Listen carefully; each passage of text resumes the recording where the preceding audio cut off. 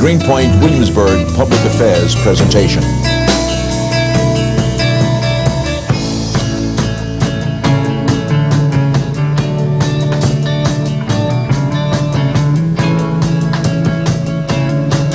This is Neighborhoods Today.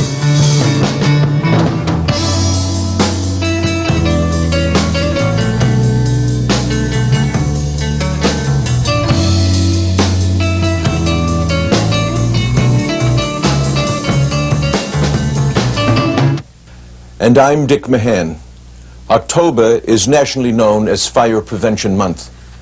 Now let's face it, when most of us hear about fire prevention, we say, I just don't have time to learn about that now. But did you know the more information you have can make the difference between life and death? Reena Marie Pelc spent an enlightening afternoon at Chase Manhattan Bank's Fire Command Station on Wall Street. She met with Fire Safety Coordinator Larry Meads for a candid conversation about fire safety and prevention. What she discovered is that many potential hazards can be avoided when you take the time to become informed.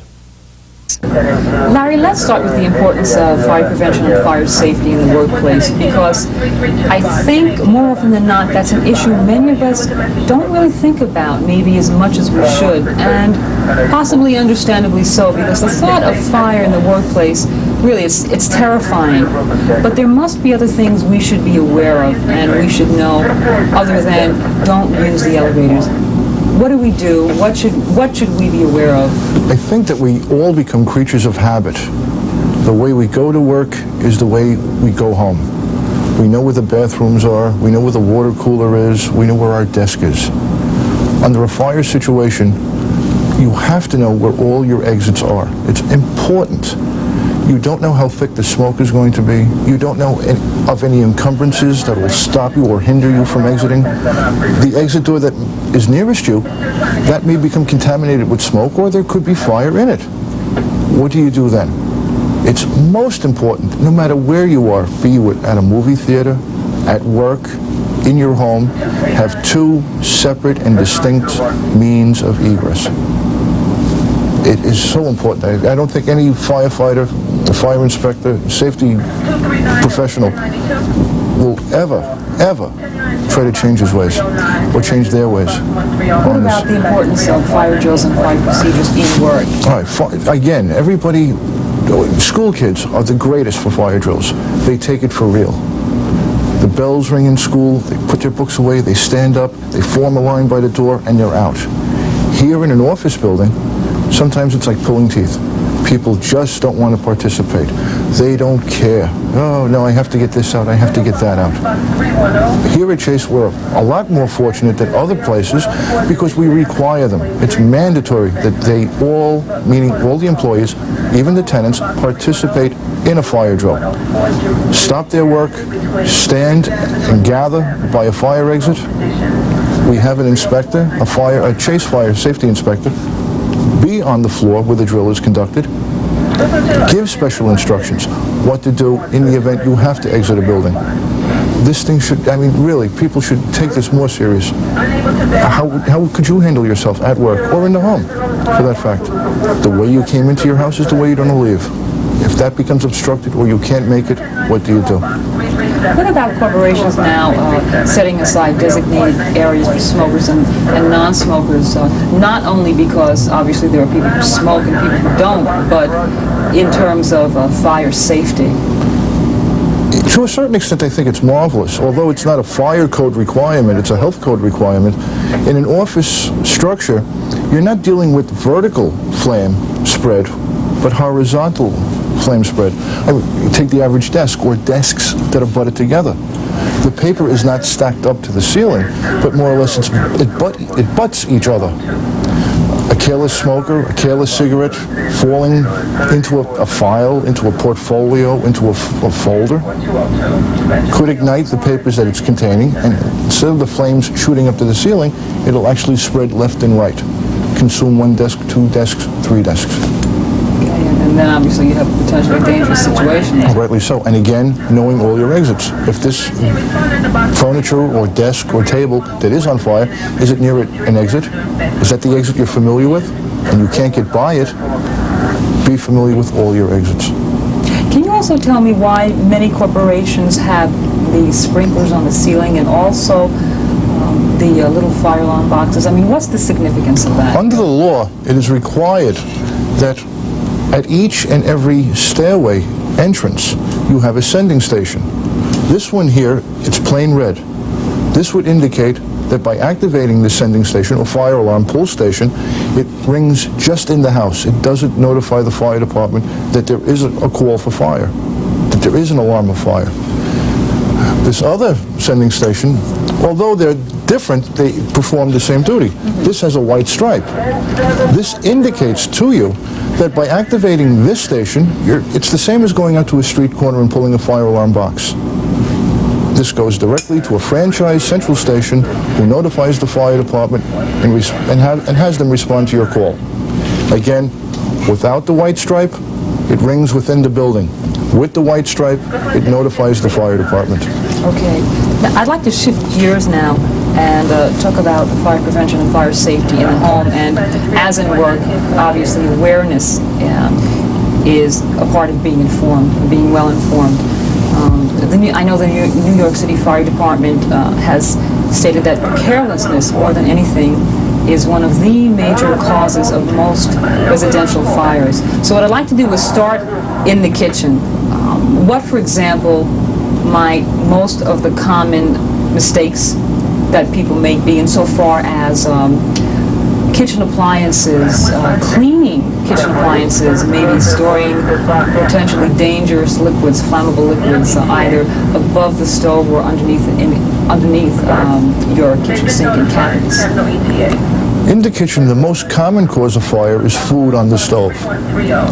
People prepare their meals, turn the range on at top heat, and all of a sudden they remember they have to get a quart of milk, a half a gallon of milk, some bread for the meal. They'll leave the meal cooking, leave the house, walk away for 5 or 10 minutes. Then when they get back, they notice that their house is loaded with smoke or that there is a fire. Again, when you have a pot on the range, have the lid for it. When you use a pot, everybody has these, they never use them. This comes as the fire extinguisher for a pot. If it is on fire, apply from a safe distance the lid onto the pot. Shut off the flame. You've eliminated the source of fire. You've extinguished the fire by smothering it. A good safety practice with pots on a range is to have the handles pushed in away from you so that you don't brush up against it, or your children don't reach for something and have this hot product come down on top of them. Well, talking still about the home and in the kitchen, what about the significance of, say, a small fire extinguisher in the kitchen? Does that make sense? Sure, of course. This could be your immediate appliance to use on the fire. Now, we wouldn't use this on a pot fire. Why not? Okay, we do have a pot fire. We have something here that's under 100 pounds pressure. The force of the extinguisher going into the pot would cause the flaming product, be it solid, be it liquid, to be thrown out of the pot. And then it falls on top of the serviettes or napkins or the pot holders, onto the wooden kitchen cabinets themselves, into the garbage pail. Then we really have a problem, or you have the problem. This is a great appliance to have if you come across what's known as an incipient fire, a small fire, a fire in a garbage pail, where you can use the extinguisher. And when I say use it, if you should decide to purchase a fire extinguisher, read how to operate it. Could you show me how to use it? Is it very difficult? No. Again, it has a safety tie.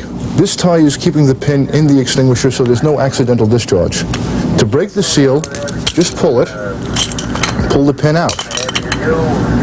Point the nozzle of the extinguisher to the base of the fire or just a little bit beforehand. Pull the trigger down. The stream will come out. In this case, it's going to be a dry powder, and blanket or smother the fire. When you use an extinguisher, never get behind the fire. If there was a fire here and I walked around it into a corner and I used it and I needed another one and the fire was gaining on me or increasing, I've cornered myself. I've trapped myself. When you use an extinguisher, always make sure that you have a defined way of getting out. Most important, never box yourself in. Great to have in the house, in the car. A good investment, a very good investment. All right, what about modern technology? Let me give you a little hypothetical scenario here, okay? Your kids are in the living room watching television. You have your air conditioner on, it's going full blast. Your iron is plugged in, and now you've decided that you want to do the vacuuming, all right? Let's say 3 of those 4 appliances are plugged into an extension cord. It's a new cord, it's been grounded, supposedly nothing is wrong with it. But what you will then do is plug that extension cord into one outlet, or maybe even the same outlet that the air conditioner is using. Are there any potential dangers with that? You will disintegrate that extension cord. As new as it is? As new as it is, you're overheating that one bit of portable cable. It's not rigid cable, it's not protected cable. It's a piece of vinyl with 2 or 3 wires inside. We don't know the size of the air conditioner. It may be a 5,000 BTU air conditioner itself. On the label or the tag of your new extension cord, it'll have either a UL listed approval, and you would have to find out what can this thing be used for. Now, if I'm going to plug in an air conditioner, a microwave, what else? Something else that draws. Vacuum cleaner or toaster. Very good. Use it all at the same time, but we should theoretically blow either the fuse or the breaker. But let's say somebody tampered with that fuse, jumped it out so that it can supply the air conditioner. We're going to overheat the wires in the wall. We're going to definitely overheat the extension cord, where the extension cord will fail. Once there's a failure and any of the wires inside arc, we have a heat source. Oh, what do you mean by arc? Just actually have flame come out of it. You'll have a definite source of heat because of the wires gathering or grabbing against each other. Now, let's say that extension cord is buried underneath a rug. Very common. Underneath a sofa, behind the kid's toy box. Heats up, heats up, heats up. Now, the rug is heating up. We don't know if the rug is flame-proofed or fire-proofed. We don't know if the wooden floors, have they been flame-proofed? I doubt that very much. It can't be done. Now, that fire is going and getting larger and larger and larger. Really a bad move. Just use one receptacle for each and every appliance. If you have a large appliance, like an air conditioner, have your apartment or your building checked out that it can accommodate, that the electrical service can accommodate that. Many houses built in the early 20s, early 30s, they only had 60 amp service. Theoretically, unless they brought new power in, they still have that existing 60 or 30 amp service. Well, Larry, I'd like to thank you so very much for taking just a little time out of your incredibly hectic schedule and helping all of us, in actuality, understand just a little bit more about the importance of fire safety, fire prevention. Thank you very much. Thank you. Okay. And for you or anyone else in your family who might like a little bit more information about fire safety or fire prevention, or should you have a few more questions, please send a self-addressed stamped envelope to Neighborhoods Today, and what we will do in turn is send that information to Larry Meads here at the bank. Most importantly, be informed, be aware, and don't think that it could never happen to you. Please, you don't have to be the next statistic. For Neighborhoods Today, I'm Reena Marie. Thank you for joining us. Reena, what was the one main point Larry was trying to get across? Well, Dick, Larry brought up so many points, and they're all very important. But the obvious message here is that everyday carelessness and the run-of-the-mill, don't worry about it, it'll never happen here kind of attitude is what will always get you into trouble. But it seems as if we just take a little more time to be informed and to be aware of what's around us in our place of business and also what's around us at home, we probably will end up being a bit healthier and a bit safer. Now, Chef Ralph Lupoli is here to show us how to prepare a Halloween recipe on chili. How better to chase the ghosts and goblins away. Welcome to Fanciful Feasting again. It's autumn in New York, and The leaves are turning bright red and gold, and thoughts of Halloween are coming up and the wonderful Halloween parties. And what I thought I'd show you tonight is one of a great dish for a Halloween party, chili con carne. And I've got this fabulous recipe, and I'm going to give it to you for 4 people, and you can increase it up to 50 if you need to. And it is really easy. You can get it done a day ahead, 2 days ahead, and then reheat it, and it just gets better. What we're going to need is a pound of chuck chopped, 1 large onion which is chopped, and a garlic clove. Now, I have already started to cook this, and I have cooked, we chop the onion, we chop the garlic and the beef, and we cook it till the beef is brown. Okay? Then we add to this, I just dropped some of that oil, but that'll be okay. We'll just leave it there. We add to this a half a teaspoon of celery salt, a half a teaspoon of caraway seeds. Now remember, this is very important. A half a teaspoon of caraway seeds, a quarter of a teaspoon of red crushed pepper, 1 bay leaf crushed up,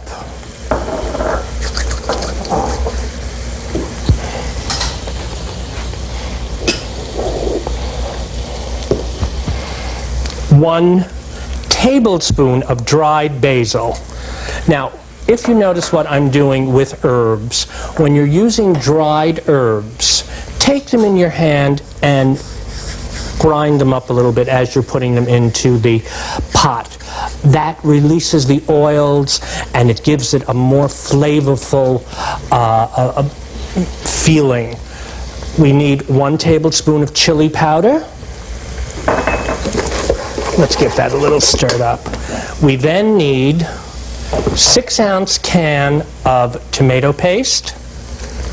Put that right in there. And an 8-ounce can of tomato sauce.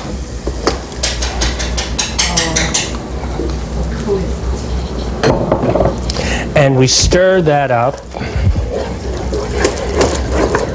and make sure that comes to a nice full boil. And we add 1 can of red kidney beans. And we mix it up.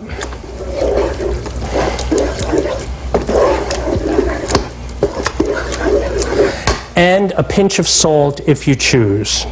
Wait for the salt. When you are going to increase this, don't add the salt until you're finished with the recipe and you can try it. Then you'll know how much more or less salt you want. But be very careful with the with the measurements on the spices when you're making this and you're doubling it and tripling it, because you want it to be exact and you want the flavorings to be just right. And the caraway seed and the basil are going to be a secret ingredient in this, and your guests are going to love it. Now you cover it and you cook it for about an hour. Keep stirring it and cook it for an hour. Okay, it's an hour later. We've stirred it. You can smell it. Isn't that wonderful? Too bad you can't smell it. Everybody in the studio is going crazy. Can you see that? It's all nice and thick and lumpy, and the beans are all cooked, and the meat is all cooked, and all of the spices are mingled in, and the tomato sauce is all cooked beautifully. And you're just really going to enjoy it. This is enough for 4 people. You can squeeze out 6 here. So you can use your judgment on how you want to increase the menu. I suggest that you serve it with some accompaniments. I have some red and green chopped peppers, some sour cream, and some crushed taco shells. You can use onions, you can use cheese, you can use any kind of topping that you choose. And all you do is just dish it up. And what shall we put on this? Let's put on some tacos. There you go. Enjoy. Thank you for being with us at Fanciful Feasting today, and enjoy your Halloween party. Here to sing Autumn Leaves is Angel Cappellino.